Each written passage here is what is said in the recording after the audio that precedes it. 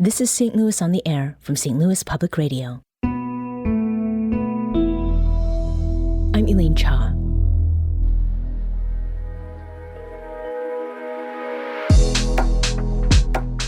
For nearly a decade, this is how listeners have been greeted every weekday morning. This is St. Louis Public Radio News. I'm Wayne Pratt. Attorneys for a man convicted That's of my colleague, Wayne Pratt. This past Friday was his last day as morning news anchor and as host of St. Louis Public Radio's podcast, The Gateway. After a national search, Wayne was promoted, and as of today, he's our station's broadcast operations manager. Wayne, thanks for being here and congratulations on this new position. Oh, thank you very much. I appreciate it. So, Wayne, in the last week, I learned something about you, and that is you've never been a morning person. No. Is that true? No, never. And I've had a few positions in this career field where I've done mornings or even done overnights. I prefer mornings to overnights, but it's just not a thing that agrees with me. So how did you get through it? Adjusting sleep times. The big thing on this job was changing diet and implementing an exercise routine. That really helped me get through it, helped me keep my mind clear, helped me feel like I was actually on top of things when in the past when I've had these hours, I was just done all day. But this one worked out a bit better. Okay. So walk us through what a typical day was like for you as morning newscaster. Well, I would wake up sometime between 2:30 and 3 in the morning. The alarm was set for 3. Usually I'd wake up before the alarm because I was paranoid about missing it. In the past couple of days, I woke up at the same time. Yeah. And then it just depended on how I was feeling that morning as to what time I would actually get into the station physically to do the job. Some mornings I felt great as soon as I woke up and I got in here a little earlier. Other mornings I'm just dragging and Mike Schrand is texting me saying, are you okay? Where are you? You're not in yet. But came in, hit all the deadlines and made it all work. Now, this was your first day, or is your first day, that is, as broadcast operations manager. So you're presumably on a more normal schedule. You said you've woken up the past couple of days, though, on that other schedule. What are you going to be doing to adjust? Will you just exercise at different times or start introducing different things into your diet again? I've been thinking a lot about that, have not come to any conclusions. A note about waking up early the last 2 mornings, I did manage to get back to sleep. So that's a positive right there. Right. I'm still learning the ins and outs of this new job. There's a lot I need to learn. And until I feel like I have a pretty good handle on it, I'm not sure how that's going to affect other parts of my life, other than my wife and I will get our evenings back to go do stuff instead of me going to bed at 7 or 8 at night. Right. Well, that's fantastic. Now, I want to hear a little bit about your experiences hosting morning newscasts. You started at St. Louis Public Radio in June of 2014. What was it that made St. Louis the place that you wanted to be? My wife's job, to be 100% correct. We moved here because she landed a position at a sorority based in Town and Country. So we knew for a while that we were coming here, and I started looking for a job, contacted a couple of people, told me to get a hold of Bill Rack, who was working at the station at the time because St. Louis Public Radio was expanding at that time. Got in touch with Bill. Bill liked what he heard, and he hired me for it. So I wouldn't say coming here ended up being the career path. It was more of a family decision that ended up working out very well. Okay, which is relatable for many people, regardless of what industry or sector they're working in. And you had said that you were not a morning person, and you now get your evenings back with your wife.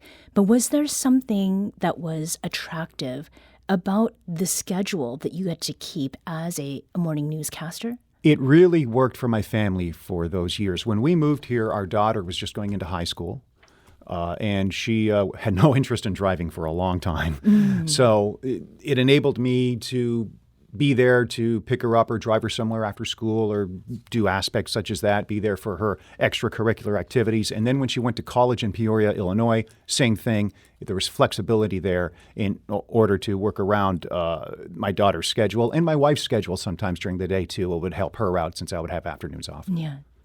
Now, you began your job here again in June 2014. It was an interesting time. It was just a couple months before Michael Brown Jr. was fatally shot by Ferguson police officer Darren Wilson. And it was also less than a year after St. Louis Public Radio merged with the nonprofit online news site, The Beacon.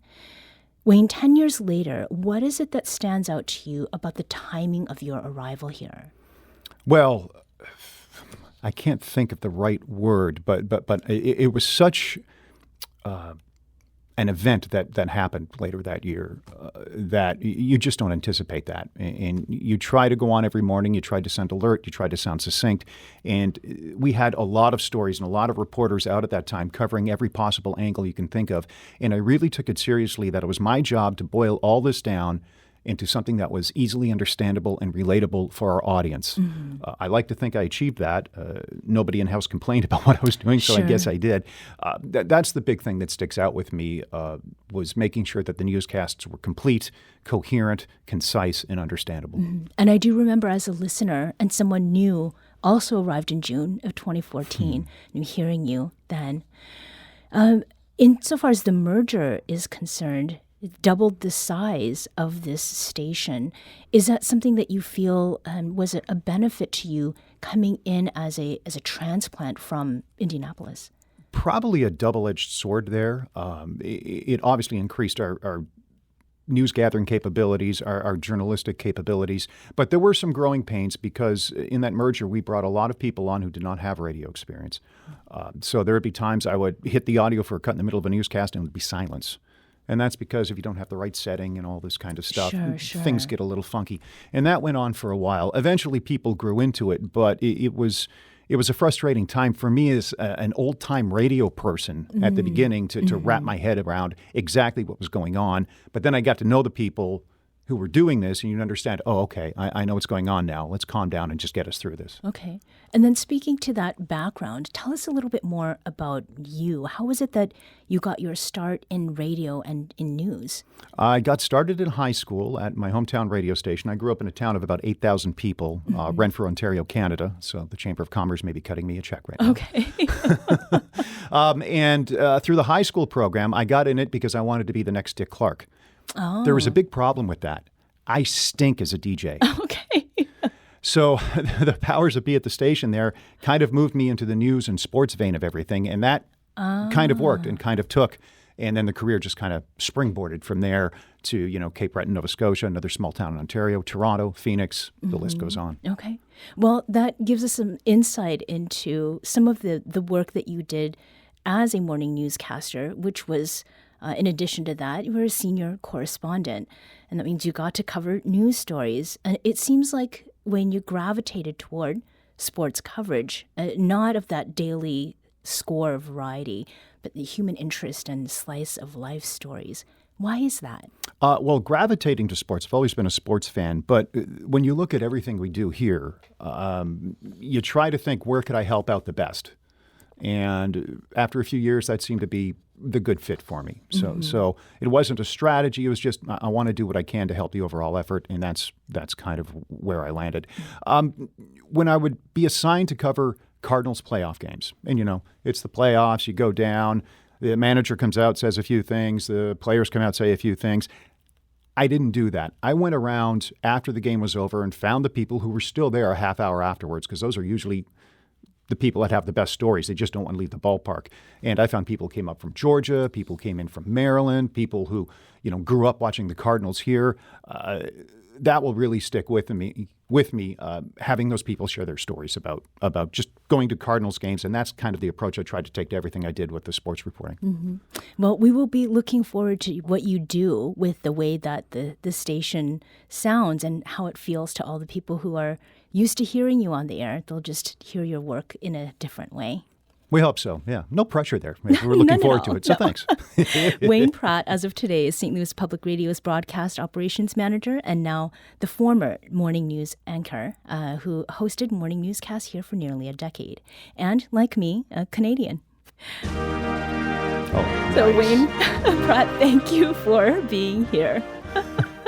No Episodes of St. Louis on the Air are available wherever you get your podcasts. And as Wayne Pratt says, we have a website. There's news on it, STLPR.org.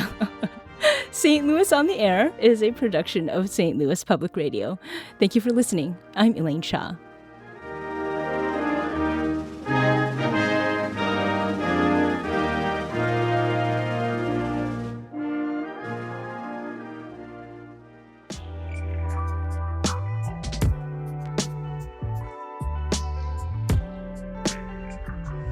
Our executive producer is Alex Hoyer. St. Louis on the Air is a production of St. Louis Public Radio. Understanding starts here. St. Louis on the Air proudly supports local artists by using music from Life Creative Group. Do you find yourself regularly listening to episodes of St. Louis on the Air? Suggest us to a friend you think might enjoy our conversations. And leave us a review and rating on Apple Podcasts on the App Store. It's the simplest way to help people discover our show. Thanks. St. Louis Public Radio is a member-supported service of the University of Missouri St. Louis.